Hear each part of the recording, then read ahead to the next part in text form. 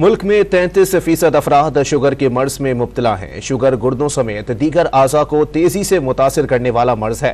Sugar اور دیگر امراض سے گردوں کے بچاؤ سے متعلق اسلام آباد میں آگاہی واک منعقد کی گئی۔ احوال اس رپورٹ میں۔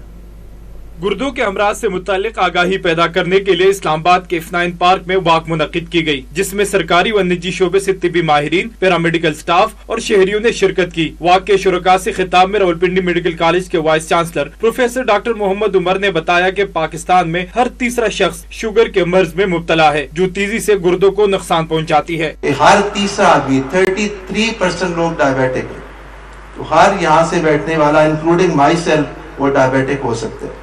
اور ڈائبٹیز ایک بیماری کا نام نہیں ہے، اس سے آپ کا دل متاثر ہوتا ہے اور ڈائبیٹکس کو 10 ٹائم زیادہ ہارٹ اٹیکس ہوتے ہیں، ان کو 4 ٹائم زیادہ فالج ہوتا ہے، ان کے ٹانگ کٹنے یا پاؤں پہ زخم ہونے کا انسیڈنٹ جو ہے وہ 10 گنا عام آدمی سے زیادہ ہوتا ہے، ان کے کڈنی عام آدمی سے 5 گنا زیادہ متاثر ہوتے ہیں، ان کے جگر میں جو چربی ہوتی ہے وہ 5 ٹائم زیادہ ہونے کا احتمال ہوتا ہے۔ شرکاء نے شوگر اور گردوں کے امراض سے متعلق طبی ماہرین سے سوالات بھی کیے۔ اگر آپ کے پیروں پہ سوجن آ رہی ہے یا صبح کے وقت اٹھتے ہیں آپ کے آنکھوں کے ارد گرد سوجن ہے، تو یہ بھی کسی حد تک گردے کی بیماری کی نشاندہی کرتی ہیں۔ ماہرین نے شہریوں کو گردوں کے امراض سے بچاؤ کے لیے احتیاطی تدابیر اپنانے اور متوازن طرز زندگی اپنانے کی ہدایت کی۔ آپ کے جو بھی وہ سپلیمنٹس ہیں بڑے اسپیشل لاٹ آف ایکسرسائز، اس دوران وہ ڈی ہائیڈریٹڈ ہوتے ہیں، اور وہ جو ہائی پروٹین سپلیمنٹس ہیں ultimately they damage your filtration, جو آپ کی ٹیبیولز ہیں اس کو ڈیمیج کرتے ہیں، تو